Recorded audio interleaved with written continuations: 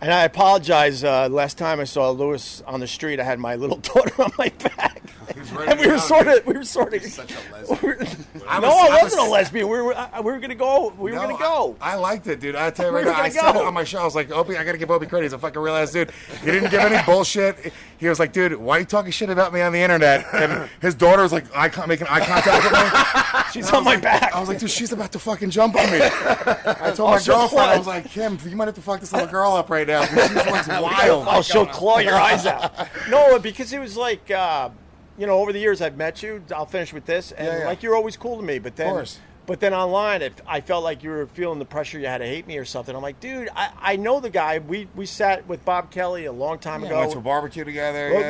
On the podcast. Yeah. On his podcast, it was before you blew up, and you couldn't have been cooler to me. I was cool to you. Of course. Then I saw you at Bob Kelly's barbecues over the years, and you were so nice to me, my family, and my kids. And then start hearing shit online. I'm like, what the fuck? I don't like that shit. What that is. What was that about? I'll tell you what it's about. I didn't really know you that well. Me and Ant got close, and you just sort of get into the moment of talking shit, taking shots.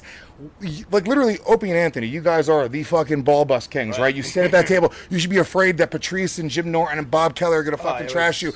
That whole idea, being at the Comedy Cellar in the back, like you got to watch where you're going. So in my mind, I'm going like, yeah, dude, we're just fucking doing what we do. There's nothing personal. Yeah. We're just trying to say the funniest thing in the moment. And then you start to realize as you get closer and you realize that there's 20 some odd years of history there, that there is emotion there. It's not just dumb jokes and things where there's no connection for me. You know what I'm saying? There is connection to what you guys are doing. So I was a victim. That's really what I'm saying. No, fair enough. No, but the evil Anthony Kumi, I was a victim of his. I got under a spell. Whether it's right or wrong, I just felt like Anthony went down a road. Look, I'm just speaking for myself. He made it like if you like Anthony's show, you can't like Opie anymore. Yeah. And that split our audience. And you're a business guy. I thought that was kind of a dumb move on his part. I mean, we didn't get along for a long time, and we both kept quiet about it. And it's like, dude, they can still enjoy the brand, the O&A brand. You know, it's kind of dumb to split that audience like he did. And I felt like anyone that got close to Ant for some reason felt like they had to trash me. I was confused by that. There was just a tone. Because most of the people that, trash me, Carl knows. That's up to him if he wants to talk about it. But then you meet restaurant 408-15. Then you meet these guys that trash you online, and then they couldn't be cooler and nicer and like, oh, I'm a big fan. I'm like, big fan? Then why don't you fucking not play that bullshit online? Yeah, I mean, if it's a joke, it's one thing. You got to take jokes.